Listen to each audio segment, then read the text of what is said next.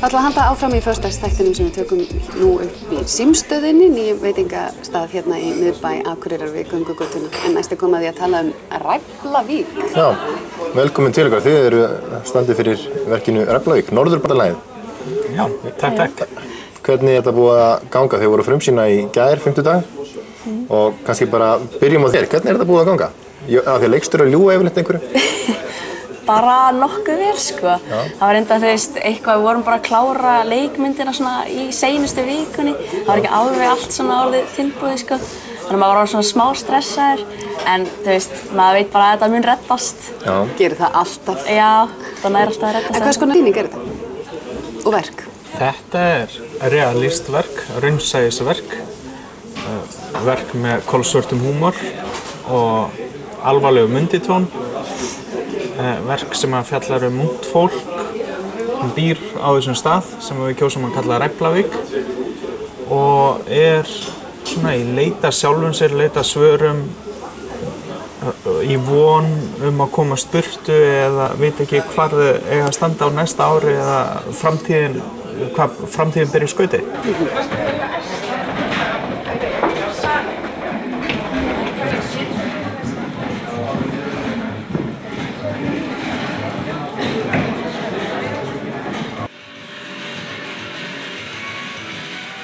Hvenær komst þú? Í síðustu viku. Við hvað gistu? Gamla skólanum. Fallegt það. Já, ætli það ekki. Vissirðu að elstu húsin í bænum í þessari götu? Nei. Þetta svona gömul 19. aldar verkalýðshús. Helt töff. Ertu búin að koma vel fyrir? Já. Hlýtur að vera erfitt að þurfa að aðlæra svona bæjar svona stuttum tíma, er það ekki? Nei, ekki. Ég vinn. Af hverju? Pabbi er búinn að vera að vinna í 4 mismunandi háskólum á síðustu 12 árum, þannig að... Nú, var hann í Reykjavík? Já. Það er ekki skemmtilegt í Reykjavík? Nei, ekki. Ekki? Fólki er ekki alveg líka að gáða það? Það er algjör hálfur. Í alveg, er það eitthvað svona rísastóra hausa fyrir stóra heila? Nei, það er bara rík og heims.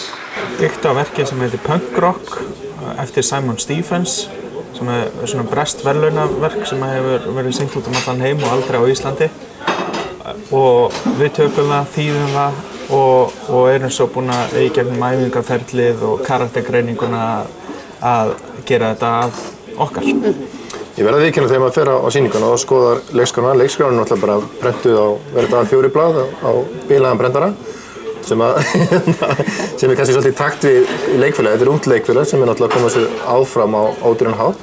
Maður sér þig þarna og les bara ung stelpa í menntaskóla.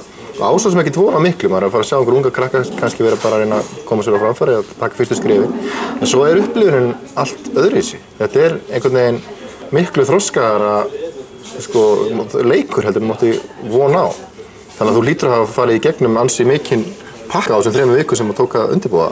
Já, maður þarf að reyna að finna út hvernig persónum hans er og bara svona pæla í bakgrunninum hjá persónunni og Jón Gunnar bað okkur að skrifa eitthvað svona, 2 blaðsíður eða eitthvað það bara svona áður en leikrit gerðist eða svona áður en sagan gerist. Þannig að maður svona skrifar og bara svona hvernig fjölskyldan manns er og fjölskyldulífið og bara hvernig hefur það kannski verið. Og fyrir hlið þá þarf þú svolítið mikið að halda salnum, sko. Þú ert spilað svolítið stórt hlutverk fyrir hlið. Já. Þess að þú ert aðal persóna nýkomin í bæinn. Jú, já. Þannig að maður þarf að vera alveg svona heildstæður karakter alveg bara svona tíman. Og er þetta eitt mál? Þetta er alveg svona smá málska, maður þarf að lifa sér svo mikið inn í þetta þannig að maður bara svona einhvern veginn verður karakterinn í sögunni. Þannig að maður bara finnur fyrir bara öllu sem að gerist og við persónunum hans. Ég er bara víst að hlusta á Baldur. Hvað hefur hlustað á árás, sorg, hefnd, valhörð. Hefur hlustað eitthvað þessu lög? Ég veit ekki svona hvað tölvuleikur út að tala. Nei. Veistu hvað eru margar vetrarbrautir í alheiminum? Nei. 100 billjónir og í hverju þeirra 100 billjón stjörnur. Það þýðir að í alheiminum er 10.000 billjónir. Og það þýðir að það eru 1000 miljón billjónir plánetur. Svona eins og á jörðinni.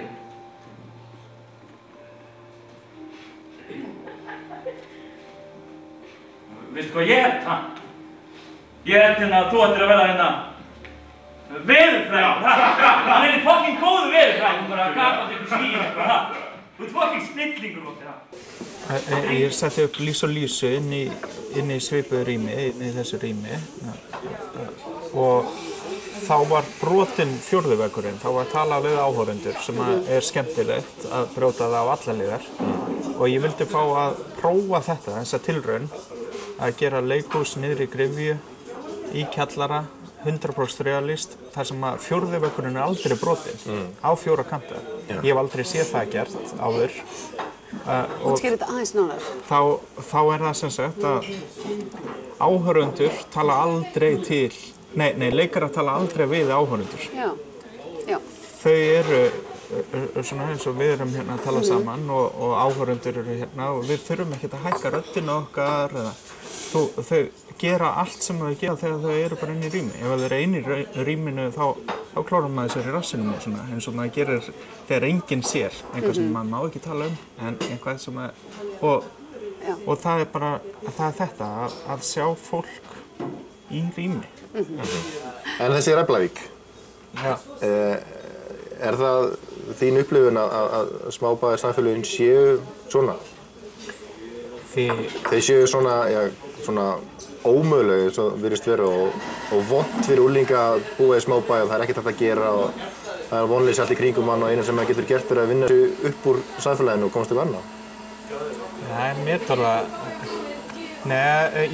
þetta er svona, þetta er náttúrulega samfélagsspegill og það er svona við bara sjáum, við höfum fylgst með fréttum í ár hvað hefur verið að gerast að það eru eineltismál sem eru að spretta sérstaklega upp eins og eineltismálið í Grindavík og svo þöggunin sem áttu sér stað á Húsavík í fyrra og það er yndislega við samheldni að það eru allir góðir og svona en svo leið og slúðrið og fer að taka yfir og eineltið að þá er þetta mjög hættulegt samfélag en Reblavík getur verið samheldið yfir marga smábæi á Íslandi eða bara Ísland.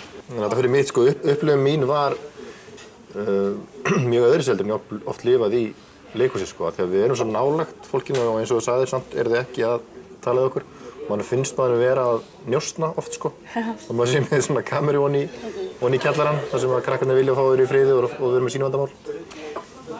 En þetta var mikil og góð upplifun að sjá þetta verkið okkur. Þannig að mælið þú með þessu? Ég mæli algjörlega með þessu verki og mér finnst ég hef hugsað tímli hvort þetta væri fyrir einhvern ákveðna aldurshóp en ég held að krakkar frá 12 ára og svo alveg upp í 70 hefðu gaman að sjá þetta leikrit Af því að ég held að ungdómurinn breytist aldrei þú veist ástandið og samtala milli unglinga hvort sem það var árið 1980 árið 2014 það sé alltaf svipað og áhyggjurnar séu svipaðar þannig að allir ætti að þekkja þetta Þannig að niðurstaðan er það verða bara allir að drífa sig á Reblavík og ég veit að það er hægt að panta miða á miði.is og fá í Eymundsson hjá TV Kaffi og það, er það ekki? Jú, akkurat. Bara hvetjum fólk til þess að nýta þetta flotta framtak hjá Norðurbandalaginu og mæta í leikhús í sumar, sérstaklega þegar það er svona rigning og svona. Við höldum áfram hérna í föstudagsþættinum eftir augnablik.